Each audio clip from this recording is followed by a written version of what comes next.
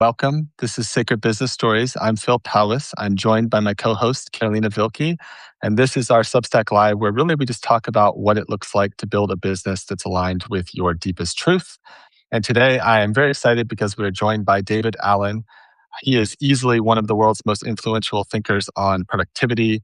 I know he's been named by Fast Company as one of the world's top executive coaches, or top five rather. And I feel like his book, best-selling book, Getting Things Done, really doesn't, need much introduction. It's spawned a movement with millions of fans.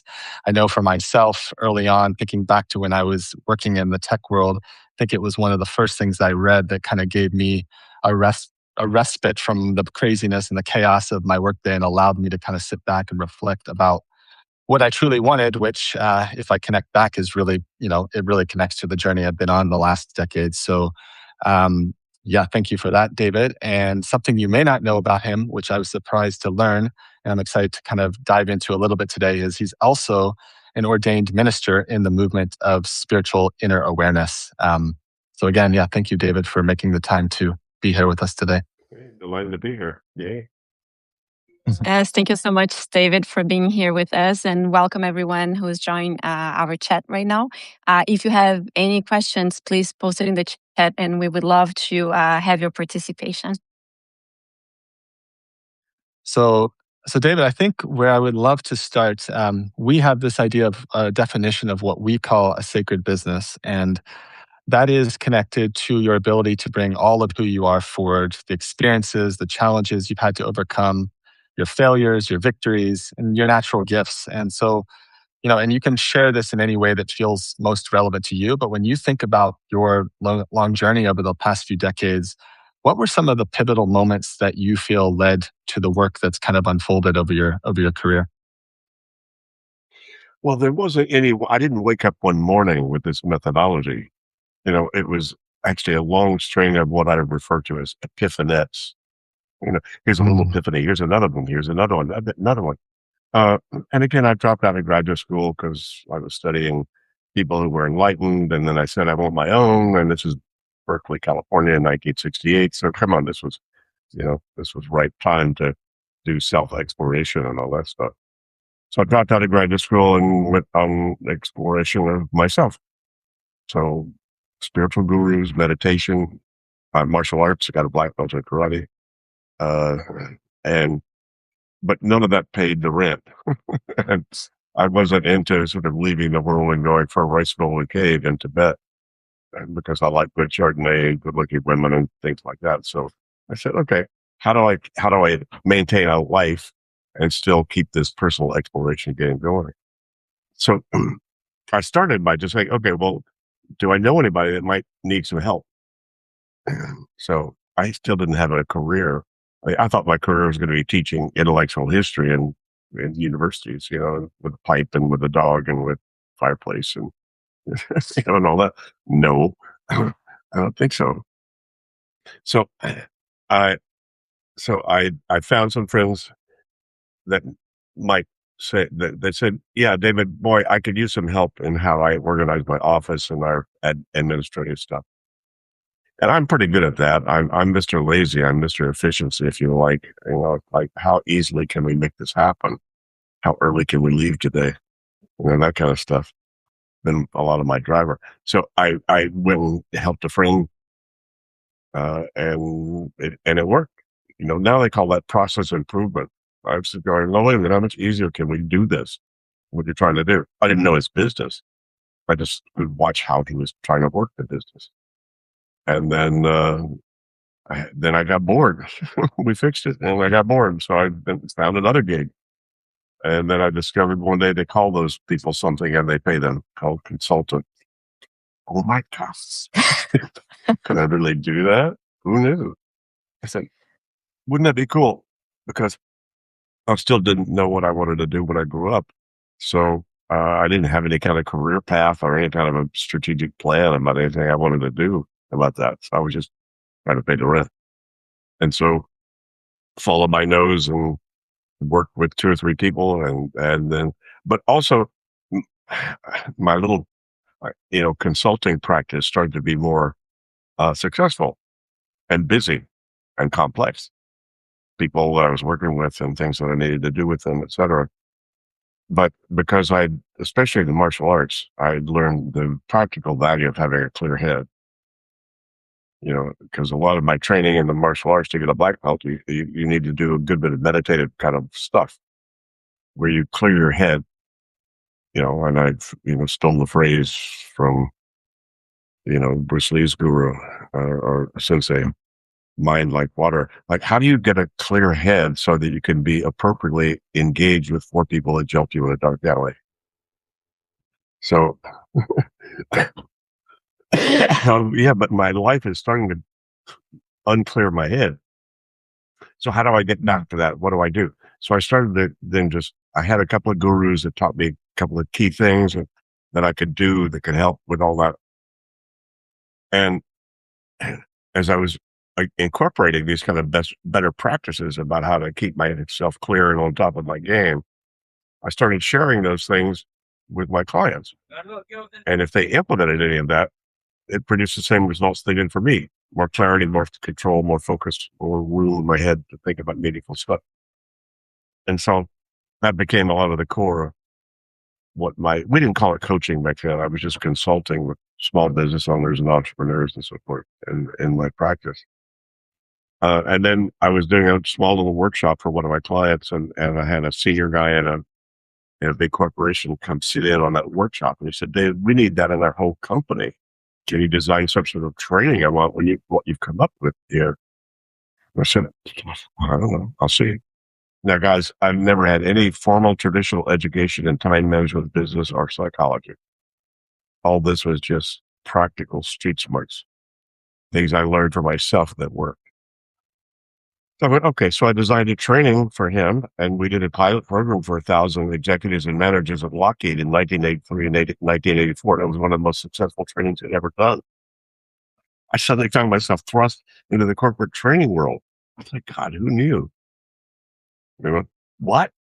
As an American intellectual history major in graduate school in Berkeley in 1968, if you told me I was going to be in the corporate training world, I'd have said, come on, what are you smoking? You're kidding. What? But it turned out that was the ripest audience for what I come up with, and they were willing to pay me for my time to engage with them on that. So I wound up over the next 2 decades or 3 decades of training thousands of people within the organizational training venues. And also my consulting turned more into what you now call coaching one-on-one with more senior people that wanted me to sit by the desk side and help them implement this methodology for themselves. Now, I thought most of them were making all more money than I'd ever seen in my life. I thought they'd already figured this out. No, they hadn't. And so that wound up being a lot of what I did over the thousands of hours I spent with some of the best, brightest, and busiest people you'd ever meet on the planet. Spending one-on-one time with them, desk side, privately, having them implement this technology or this methodology that I've uncovered. And then I thought I was the last guy in the world to know this. But turns out, no, nobody else seemed to have figured out what I'd figured out. And it was bulletproof. Anybody who implemented any part of this would improve conditions in their life and their work. Any part of it. It wasn't like running with scissors. It wasn't something like some new technology or language you had to learn. It was just simple stuff that most people are doing some version of already anyway. Anybody who keeps a calendar or keeps a list of groceries to get is already doing this. Keeping stuff out of their head, keeping track of things in some sort of external system that they can trust to see when they need to see it. But very few people have actually really done that about their life and their work. So that's what I spent a lot of time doing. And finally, at some point, going, what the hell do I do with all this now? And I had some good advisors. We had a little sort of campfire meeting at my home in California. And I said, David, you need to write the book. I said, write a book? Oh my God. How do you do that? Never written the book. So my first action when I pulled the trigger on making that a project was to order 3 books about how to write a book. So I started to learn. Do you get an agent? Do you go to an editor? How do you create a business plan for them? Yeah, a lot of stuff. So I wound up, and I pulled the trigger on that in 1997, I believe. It took me 4 years to write it, to get the deal, get an agent, get a deal, and then to write a draft and then get it published. So, but what gave me confidence about that, because I'm not a ta-da kind of guy. I'm really a closet introvert. So even though I've done tons of keynote speaking and podcasts and so forth over the years about my stuff, that's I'm really most comfortable being by myself, being alone and thinking. But that's just my style. But given that,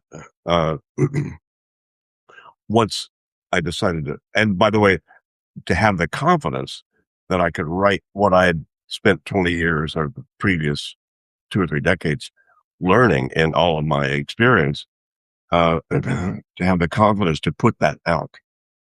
Like, okay, here's what I know. Here's what is true and basic, whatever.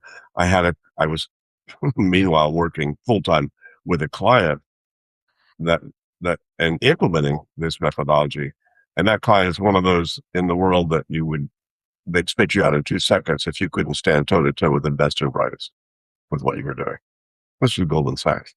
So 1997 to 2001, because it went viral inside of Goldman, I said, well, if they can't punch a hole in it, I don't think anybody on the planet else can. So I said, okay, so let's write the book. And so I did. And then that sort of changed the world. I had no idea whether you could put me in a book. I had no idea whether somebody could read a book and get a methodology and start to implement. I knew if they hung out with me, for any period of time, they'd get it, because I would demonstrate it. I could show them how to do it. I could personalize it. But I had no idea that you could put it in a book and somebody would get it. So it was a surprise to me. The first weekend the book was published, some woman, I think in Philadelphia, had picked up my book in Barnes and Noble, and she said, "David, I read your book, implemented it this weekend, changed my life." I went, "Oh my God, this might be scalable." Meaning, wow, it doesn't have to have me personally there to have people get value out of what I've come up with over all these years. And so I had no idea how popular the book was going to be. I just had to write it, get it out of my head, get it out there. In case I got run over by a bus, I said, well, at least if somebody could pick this up, they have a manual about how to get control of their life and work. I had no idea. And then, of course, it became a bestseller. Fast forward, 3 million copies, 30 languages, around the world, getting things done. GTD is kind of known around the world. So who'd have thought? It was not a big strategic plan at all. It was just, follow my nose or my intuition or, wherever spirit led me, to kind of do this, take advantage of opportunities as they showed up. There's a short version of a very long story, guys. So hope you don't mind me rambling on about that. Oh no, it's fascinating to hear you, and I truly appreciate the way you were sharing it. And it feels to me that you were just meeting life, right? Like it wasn't like a big plan and you're just like, oh, this is available right now. This is available right now. And now I'm going to work for corporations and now I'm going to write a book. And I was reading the document that you wrote that it's really, really good of finding your inside time. And one thing that you shared there is spiritual disciplines teach that neutral observation is the first gate to real inner awareness and enlightenment. And I was just very excited to have this conversation with you because neutrality is a topic that I have been exploring for myself in my life. And the way you were describing your path connected to that idea that's like, it's not good or bad. It's not what I had in my mind. It's not what I planned. It's this approaching life as it is. And that's my understanding as neutrality and like putting and doing with presence what is in front of you. Do you relate to that? Can you share a little more like that? Like how do you apply neutrality in your life and how we can take that as a way of living and, creating great impact, for example, because then now your teachings in your book, like they have like scaled throughout the whole world, but you're just meeting every moment. Well, that's a very good question. Well framed, by the way. I suppose the simplest answer that comes to my mind is I've always been a fan of both Zen and Stoicism. And both of them have a lot to do with accepting current reality, not trying to change current reality. You don't have to like current reality, but you have to accept what it is, because what you resist, you're stuck with. So if you're complaining or victimizing yourself about anything going on, you're stuck. You're hung up into that. Mhm. So learning to get that kind of relationship. See, getting things done really has a lot to do with people getting clear about their agreements with themselves. You know, talk about getting current. Write down everything that's got your attention. Oh, I need baby food. Oh, we need to get should we research karate lessons for our young daughter? Should I get divorced? Should I get married? Should we have a kid? Should we move? Come on, all that stuff. And most people have no idea how many of those things are rattling around in their consciousness. And so objectifying all of those out in front of them, that's why a lot of people kind of resist this getting things done process, because the first step is to capture it all, get it all out of your head, not to organize it, not to prioritize it, not to, not to, not to do anything else with it other than just identify it, objectify it, get it out of your head. And that in itself can be a highly transformative process for a lot of people. They go, oh my God, look at all that. And that changes a lot for people if they just implement that stage one of how do I get control of my environment. Then you can't just leave it there. If you leave it there, you become a list manager, a list creator, a list addict, and you just make a list all over your refrigerator, all over your life, all over your workbooks and so forth. As opposed to then, okay, how do I now get that empty? What do I need to do about those things so I can mark them off and get those things off my mind? So getting something off your mind is not about finishing everything that's on your mind. It's about being appropriately engaged with it. And so a lot of what my methodology did was define what appropriate engagement is. How do I appropriately engage with my cat, with my dog, with my kids, with my wife, with my partner, with my work? How do I appropriately engage? Doesn't mean you finish everything. It just means I've decided what I needed to do, if anything, about this, and park the results somewhere that I trust I'll see at the right time in the right context. So that then my mind gets to let that go. Your head's for having ideas, but not for holding them. I discovered something 40 years ago, just experientially myself, that now the cognitive scientists have validated the number of things you can actually hold in your head before you start to sub-optimize your mental process and your thinking process is 4. That's it. Mm. The brain evolved to do some very sophisticated stuff. You're doing it right now. That's a computer, that's a person, that's a thing, here's a dialogue or whatever. That's in very current time. So it did that very well. So you can notice there's a tiger coming at me, there's a thunderstorm, we need to build a fire and so forth. So those were things that showed up, and that your mind evolved pretty well to do that very well, actually, fast. But trying to then have something that you need to think about, which, the late, great Peter Drucker defined as knowledge work. I actually have to think about this email to decide what to do about it. I actually need to think about whether to get divorced or to get married or to have a kid. I actually need to think about that stuff. That's a whole different game. And the brain was not designed to keep track of all that. It's designed to make good decisions once you give it the options. But it needs to know what the options are before. Otherwise, it's just a squirrel running around in your head. Wake you up at 3:00 in the morning. Oh God, what should I do about? Oh, I forgot. Oh, yeah, duh. So, a lot of my stuff was about how do I get clarity? How do I get clear and in control of my life, as complex and busy as it might be, without feeling overwhelmed or getting burdened by what I now refer to as ambient anxiety. It's that weird, strange feeling that there's stuff you should be doing or should be thinking about or should be making decisions about, but you can't remember what they are. So your brain doesn't have one. If your mind had a mind, it would only remind you of stuff when you could do something about it. It doesn't do that. It reminds you at 3:00 in the morning about something you can't do spit about at 3:00 in the morning. Like, duh. Come on. So you need to get smarter than your mind. Your mind's a fabulous servant. once you task it to do things and to think about stuff, it does that extremely well. And that's a lot of what your training and education and experience then brings to the table when you know what you're focused on, and then when you use your mind to make decisions about it, to think about it, think about options, think about ways to approach it, etc. But that it's not built to remember, remind any of that other stuff that'll get in the way of you having a creative thinking process about the essay you want to write, or the business you want to create, or the lifestyle you want to, foster. Mhm. And, you could have fooled me. I thought this would be obvious to anybody once I defined what the game was. They would read it and they go, "Oh, okay, let's do this." Nah.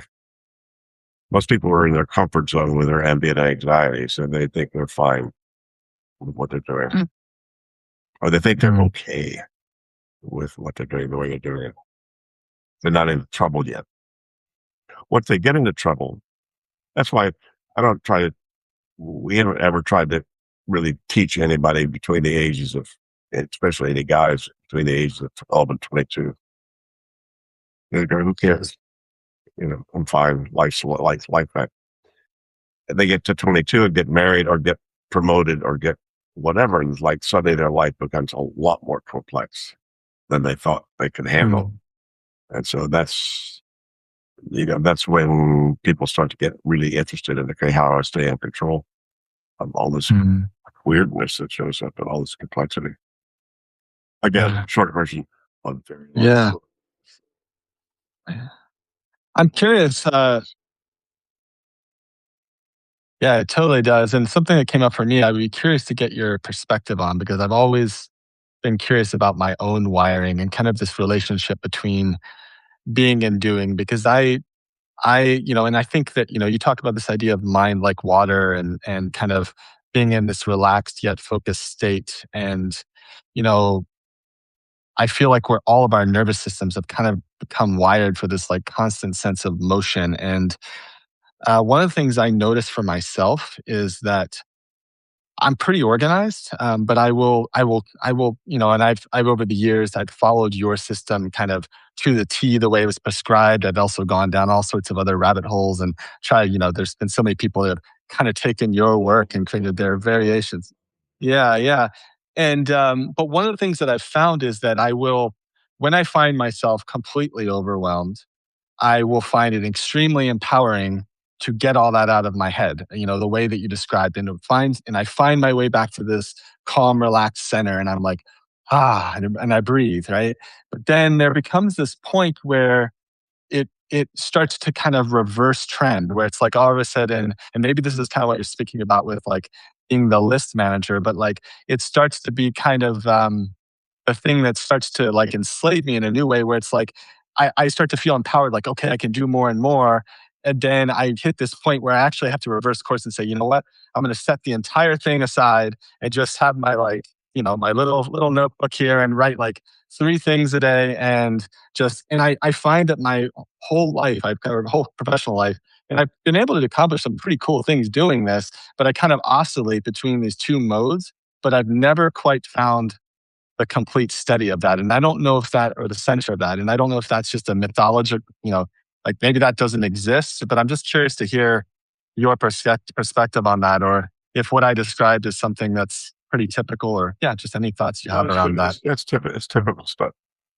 Most people, it takes about 2 years once they get excited about GTD, getting things done, and they start to think, create and create and create more stuff. Oh, I could do this, I could do this, I could do this. Oh my God. And at some point, they find themselves overwhelmed. And they go, well, wait a minute. I don't think this is what getting things done is really about. And it's not. And then after about 2 years, they come back and go, David, you were right. It's not about getting busier or working harder or more hours or any of this. Sometimes you got to do that just to put your, you know, shoulder to the wheel. And sometimes you got to do that just as an appropriate way to engage with stuff. But for the most part, no, not about that. It's about appropriately engaging with your life. There are a whole lot of things I do that are not on any of my lists, but I have the freedom to do that because of my list. Mm. So I know what I'm not I doing. love that. And I go, that's okay. I'm going to have a beer or a glass of wine or walk the dog or go just experience nature. out behind in my yard. And the freedom to do that. See, people meet me and they go, David, you're nothing like I thought you were going to be. They thought I was going to be buttoned down and corporate and anal retentive and all that. And I'm not like that at all. I'm a freedom loving guy. I mean, I'm into following my intuitive creative hunches, plan as little as I get by with. But I came up with this methodology, so it allowed me to do that. So very few people really fully implement this as a lifestyle, as a thing. If they do, that moves them to a whole different level of game. So, you've been on and off the wagon. I fall off the wagon. As soon as you have some new vision or some new goal, it's going to throw you off the wagon a little bit because you now got to recalibrate, refocus, rethink, and readjust, all of your commitments based on the new thing you're identified with. That's fine. That's cool. That's life. You wouldn't not want to have any challenges because you wouldn't grow. But staying on top of those so that you're appropriately engaged with the next challenge.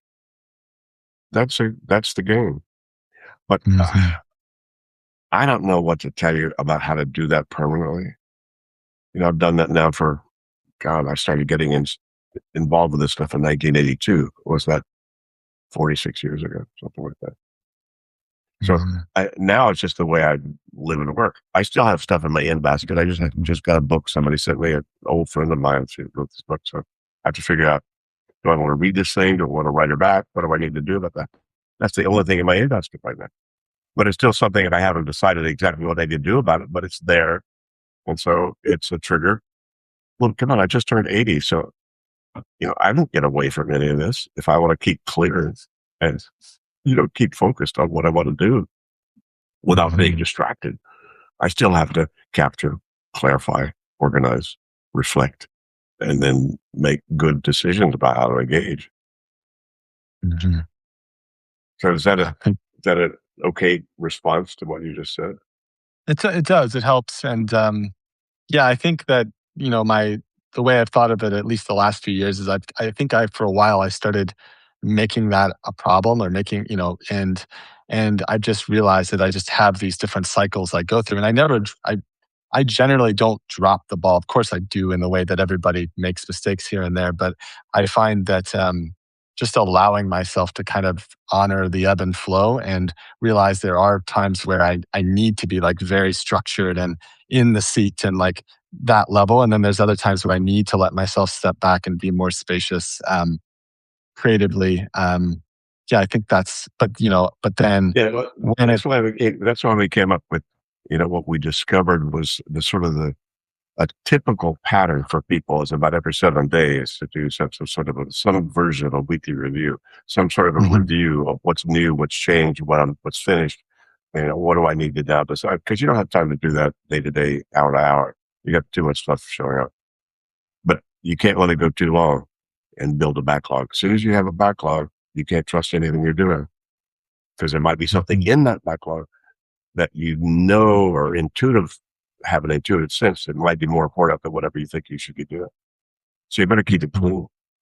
So it's like, I empty my in basket like I take showers and brush my teeth. If I don't, the scuzz factor just gets too high. So you guys have habits you already have installed so you can stay somewhat sane and clean and somewhat current. But most people haven't really, really done that to a significant degree so their whole life can be like that. Yeah. Thank you. Yeah. Thank you, Bishop. Go ahead, Carolyn. Sorry. We have a question here from JP, and he's asking if is letting go the ultimate purpose of GTD? Yeah, letting go is the ultimate purpose of life. Control is the biggest human addiction. And let go doesn't mean ignore it or fail to engage with it appropriately. Letting go just says it's the old Zen and Stoic kind of idea. Wait, look, you have to accept current reality. You may not like it, but you better accept what it is and then start to cooperate with what that is. Because as soon as you start to complain or feel like you're the victim of whatever the circumstances are, you're not in control. You're being controlled Mhm. by the world. And by the way, the world is fine. I look outside of it, it's not overwhelmed at all. It's fine. It's been doing what it's done for 2 billion years. You know, it doesn't give a shit about climate control or whatever. It's been up and down forever, all over everything. So it's only the way we are engaged with that world that creates the problem. And so how you are engaged with that world is your own problem. The way you're engaged with that world is different from the way your kids or your partner or your boss or your staff, the way they are engaged with that world, they're all quite unique to them. But the principles about how do you disengage from that world or re-engage in a way that you're appropriately engaged with it, uh, those are key principles. And those will be true 100 years from now. So that's why I've been blessed to have uncovered a methodology that won't change. It's true for everybody. If you're 8 years old or 80 years old, or no matter what your business is, no matter what your philosophies are, no matter what, if you want to be in control of your world, you need to capture, clarify, and organize the results of that in some sort of reflective capacity. So you feel okay about how you're engaging your attention and your activity. And then you need to focus on your priorities. Why are you on the planet? What's important to you? What matters to you? You don't care who you marry as long as what. You don't care where you live as long as what. You don't care what kind of work you do as long as what. Well, those are good questions to answer. And even then, it's not going to help you necessarily decide which email to write tonight.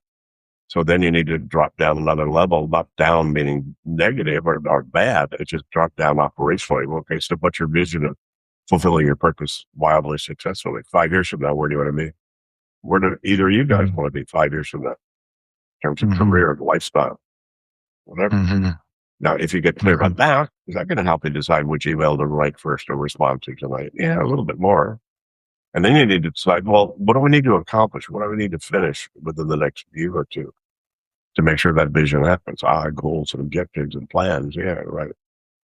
And then you drop down to another level, which is, okay, what are the things I need to maintain so I'm healthy to get there? Your health, vitality, your finances, your relationships, your fun vectors, all the stuff that you need to maintain, not finish, but that you need to maintain at some level. So you've got a healthy company or a healthy organization or a healthy body, to get where you want to go. And then you have all the projects you need to finish. I need to get tires on my car. I need to research this. I need to, and they got projects. Most people have, if they really get honest about these commitments with themselves, most people have between 30 and 100 projects, to include the personal ones as well. Things you need to finish that won't actually won't complete it. Everything from get tires on the car to hire a new senior manager to hire to, sell the company, buy the company, or move, get a new job. I don't know, whatever all those things are that people have rolling around inside there. And then you have all the actions you need to take to any of the moving parts of any of those above things. And most people have somewhere between 50 and 200 emails to send, websites to surf, stuff to buy at the store, stuff to talk to your kids about, stuff you need to.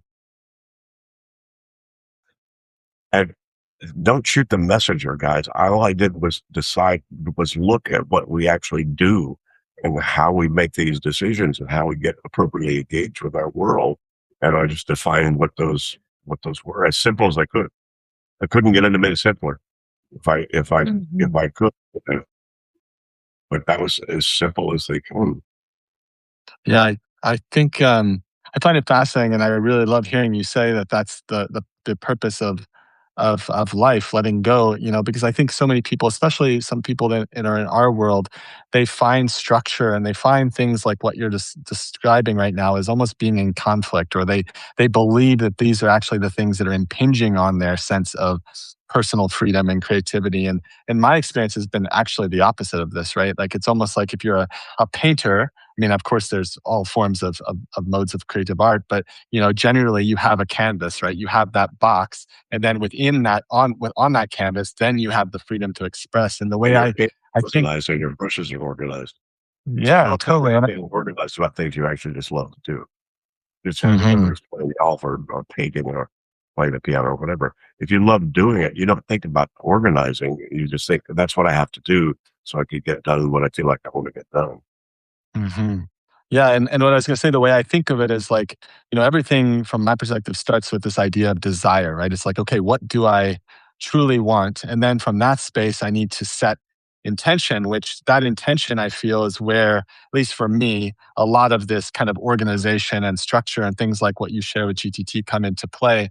But then ultimately, at least my experience is then I have to I use that to kind of get out of my own way. And this is where I feel like the idea of allowance or surrender comes in. And, I'm curious, kind of going back to, I could even, maybe fun to connect this back to your early journey when you're like, all, all of a sudden you found yourself, and that's fascinating to me. You find yourself speaking to 1,000 executives or in a corporate environment, something like that you mentioned.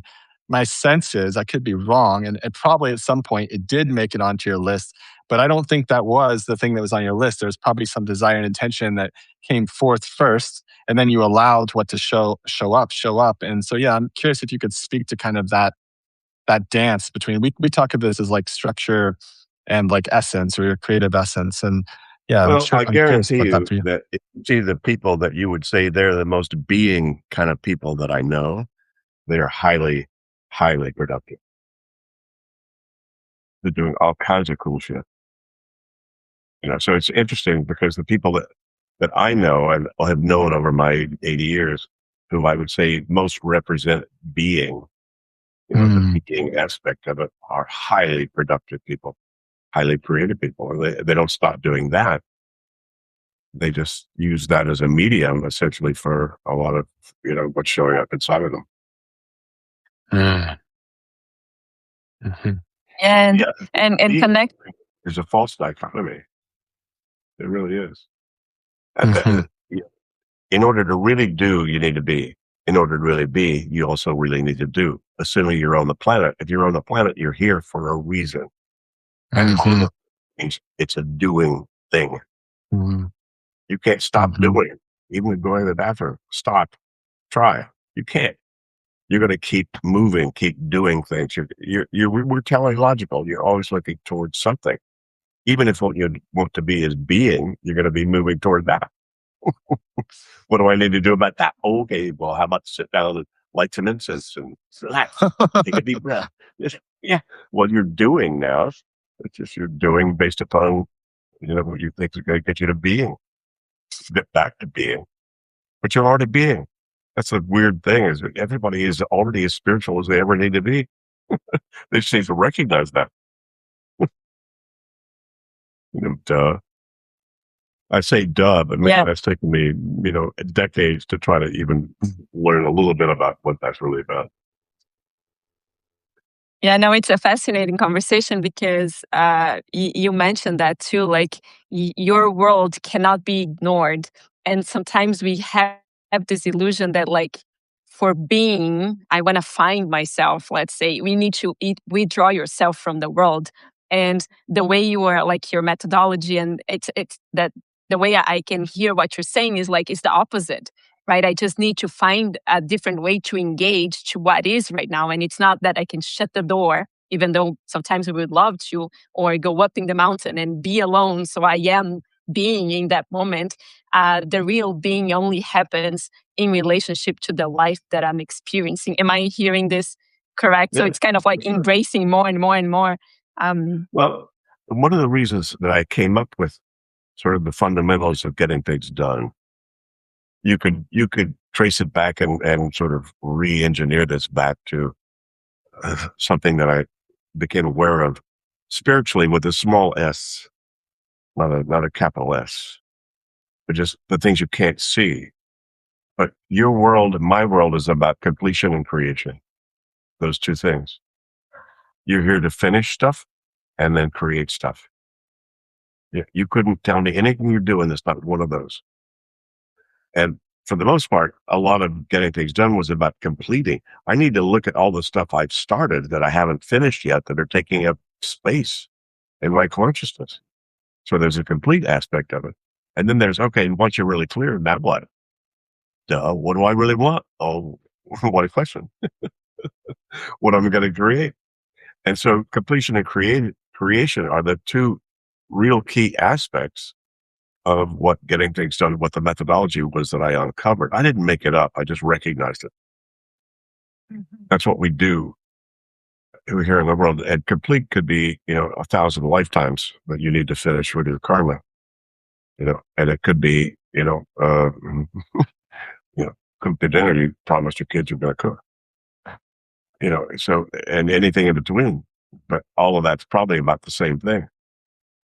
Well, so you're here. That's all you couldn't not do those. You're into completing and creating all the time.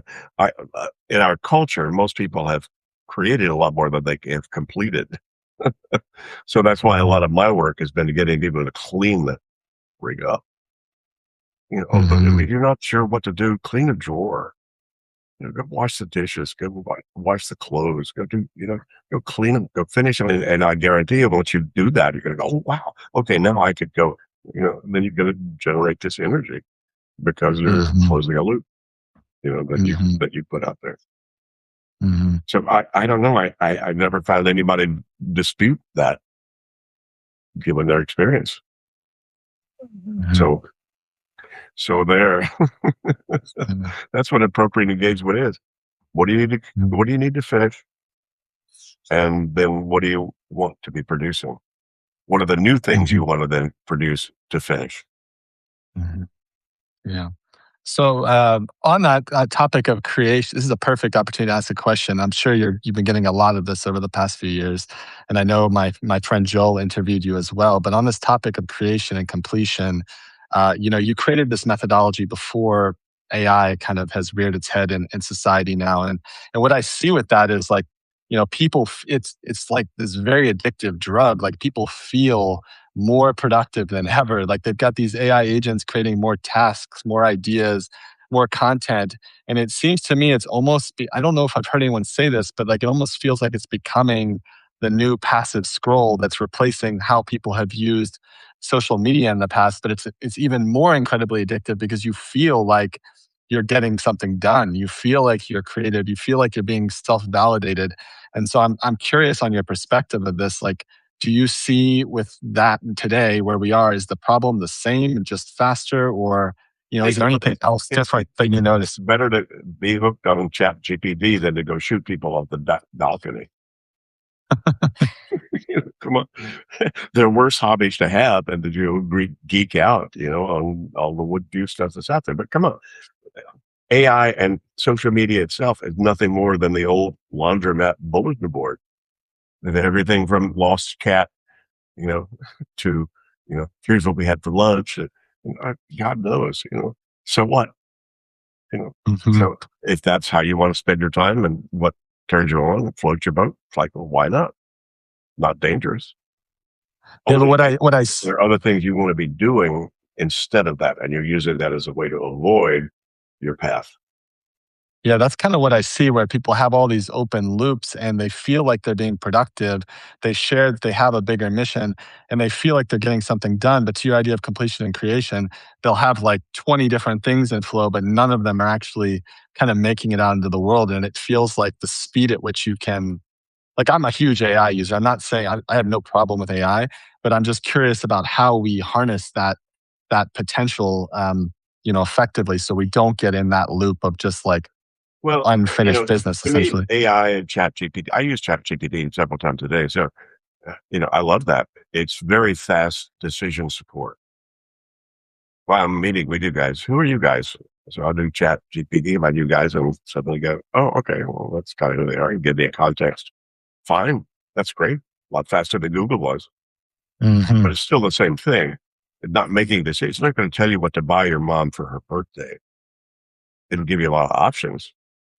If you tell her that here's her favorite color, here's the things she likes to do, here's how old she is, here's where she lives. Got some ideas? Yeah, it's got a lot of ideas. That's cool. So nothing wrong with that. That's cool stuff. If you know what you're doing, it's a great time to be alive. If you don't, you're toast. That's a good way of putting it. So now we all just need to figure out how to know what we're doing and not be toast. Yeah, I'm gonna have to we need quote to you on know that one. why you're looking at that. Well, I care about my mom and I like to support her for her birthday. Wonderful. Yeah, good reason. Why not? So, yeah. Yeah. And I guess going back to the question and re-examining, like, how do I want to engage with that, which is, everything that you were sharing. I have one question for you that I read, and I would love to hear more of your perspective. You said that it's easy to sacrifice the higher orders of business for the lower. Is this connected to the conversation about desire, or can you develop a little more on that? Now, a lot of people don't really know what they're doing business wise until they kind of clean up. That's why a lot of my focus has been having people clean up because that makes it a lot easier for them to then clarify where they're really going. I've never coached an executive and had them finally come up with all the projects that they got out of their head that they didn't change their priorities over the next 2 to 3 weeks. I didn't tell them. Mm. I didn't tell them, here's what your priorities should be. No, it's not my game. They just did that, got engaged with this methodology, and then automatically got clearer about higher horizon stuff.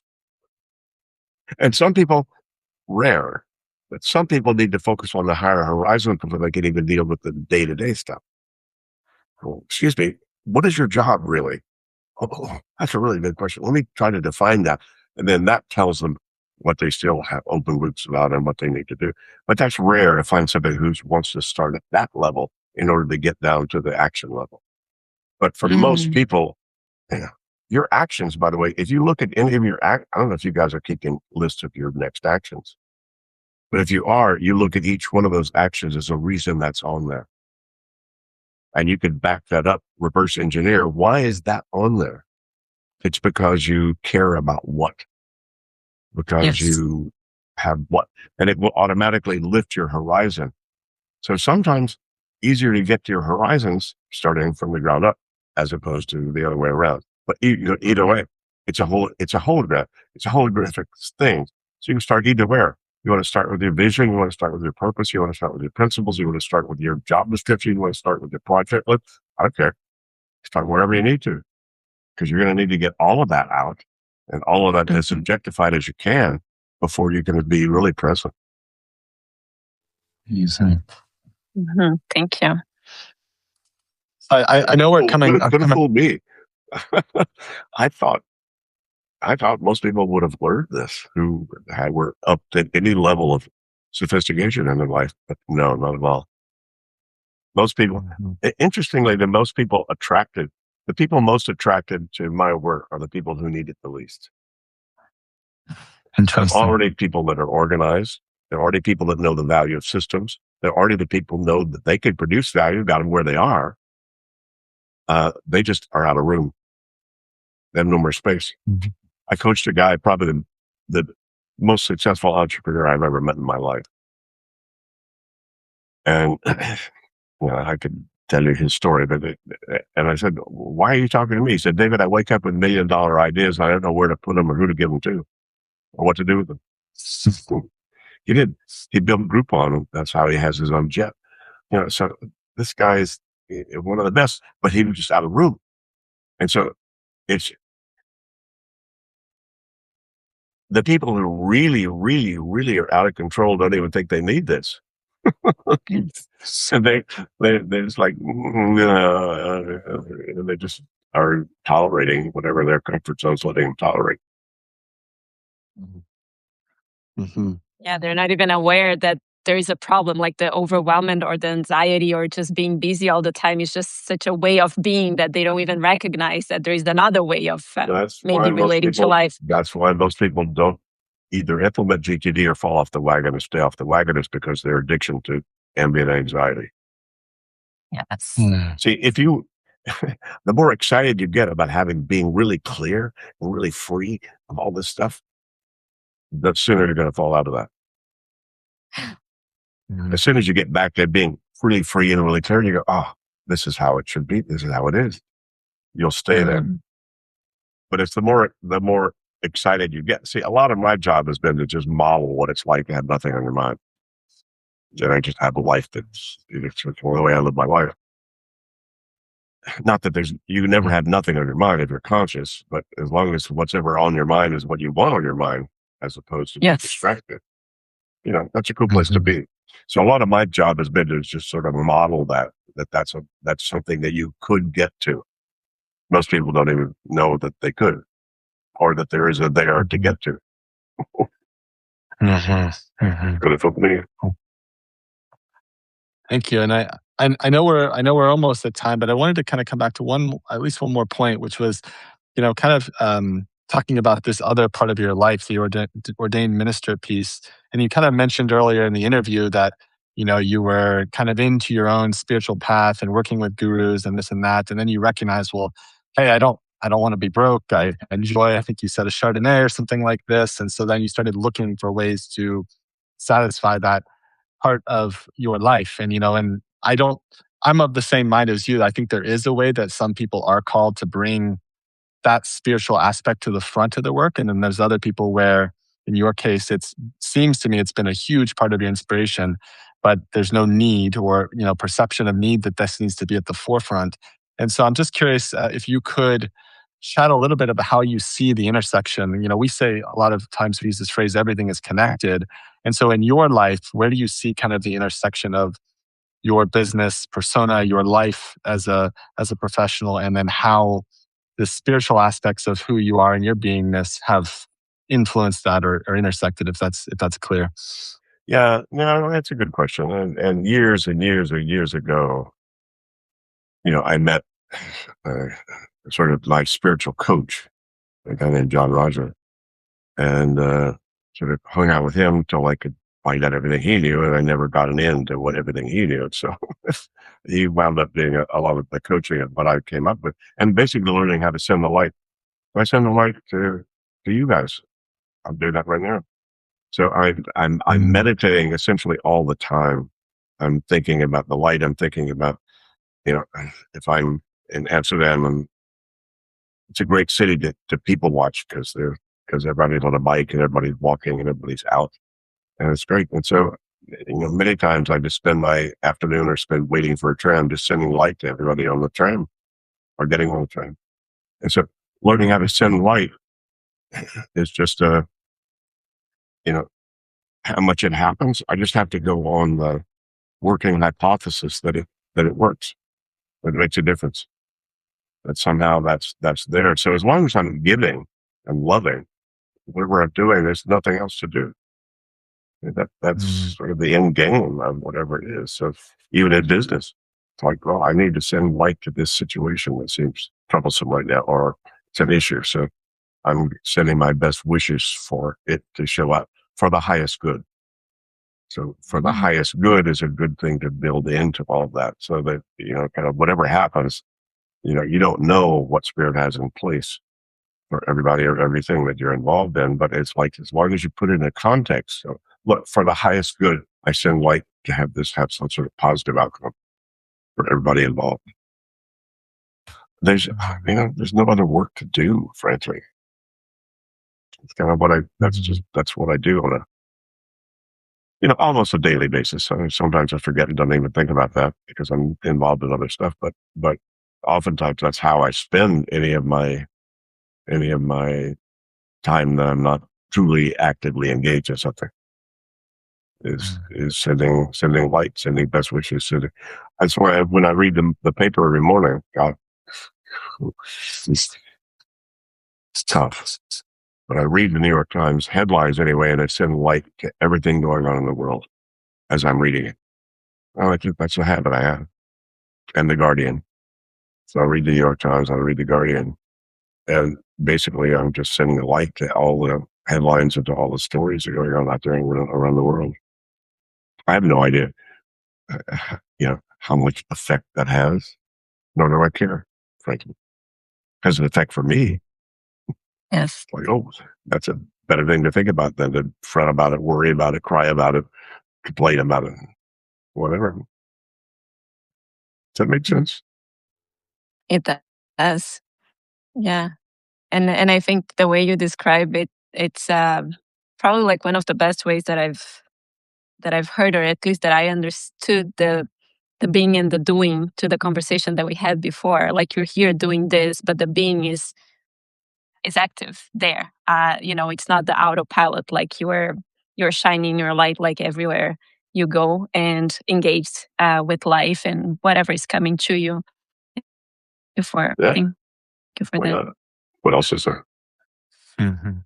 Yeah, and I really thank you for sharing that part of you here with us. And I don't know, maybe you have, and I just haven't come into contact, but I never heard you speak of these topics specifically. And yeah, I just think it's really helpful for people to see examples of people who've had what perceive as such worldly success, but to see how there's a rich inner life, running underneath this, and to see that these things are not, in my opinion, actually in conflict with one another. And so, yeah, I'm just really appreciative of you being willing to go there and even say the things out loud.